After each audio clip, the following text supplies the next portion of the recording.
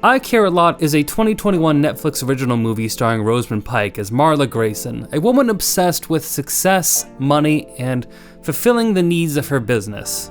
What is that business, you might ask? Well, her job is as a caretaker to the elderly, someone who takes care of the interests of people who are no longer mentally capable of taking care of themselves. Now, on the face of it, that sounds like a very noble goal, right? Except most of the elderly people she takes care of are perfectly fine. See, she has a setup with the local doctor to declare people as needing assistance when they really don't need it. Then they take this to a very gullible judge and convince them to give them ownership over that person. Or it's called legal guardianship, but it's basically owning them. She then immediately ships that person off to a retirement center, takes away their phone, and cuts off all access to the outside world, sectioning them off from all of their family. They then take possession of their assets, sell their home, sell their car, sell everything, empty their bank accounts, and just take all of their money for herself, giving them just the bare minimum that they need to survive, robbing people of their aging mothers and fathers and their family wealth. But eventually she puts away the wrong woman, a Jennifer Peterson who officially has no son, but who unofficially has a son named Roman, who is played by Peter Dinklage, who is also the head of the Russian mafia. The movie then divulges into Roman trying to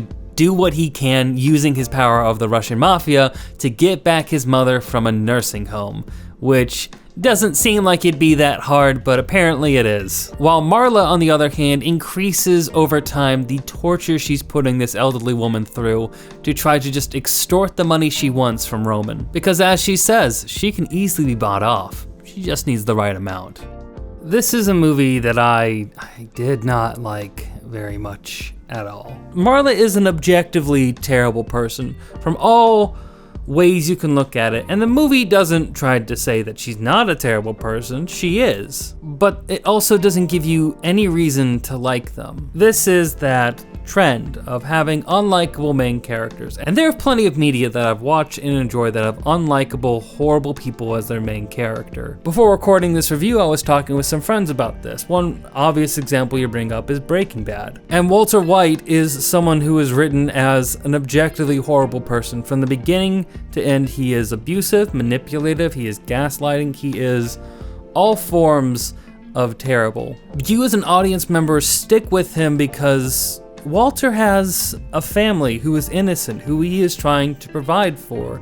His ultimate goal of money is not money just for himself, it's not power just for himself, it is to take care of his family. At least that's what he says, and the show tries to convince you of. He has a very relatable and understandable goal, and as the show goes on, the lengths he's willing to go for those goals show you how demented he is. Or say Rising of the Shield Hero, where we have a character who is angry, rude, and just unpleasant to most characters. But you understand how he got that way, how the circumstances around him have made him become that way.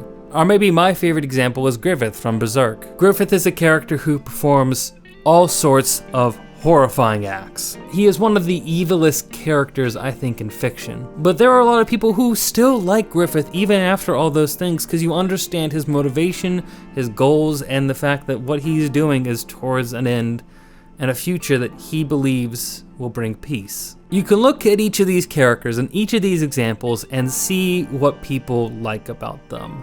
And then you look at Marla and it becomes clear what the problem is. Marla is, in all aspects of this show, unlikable. Her sole motivating factor is money. Money, success, power. It's all she cares about. Maybe also her girlfriend Fran, but nothing else is ever shown to give her any form of care in the world. Roman will threaten her life, and she seems visibly scared at some parts of the movie and completely ambivalent to dying. They explicitly threaten with hunting and killing all of her family, and she doesn't care. She doesn't even show a hint of any kind of remorse. She's unafraid of anything, which just leaves you with kind of a blank slate. Nothing affects her, and you have nothing to relate to her with. So instead of Marla, you root for Roman. Roman is the film's antagonist, but I found myself understanding his perspective far more. Both of these people are objectively terrible, and Roman, I'm sure, has committed far more atrocious acts, but they weren't committed on screen in front of me. Roman's desire is to save his mother, to take care of his parents, something that is a very human and understandable desire. And if you can't bring yourself to root for Roman, which I myself at times struggled with,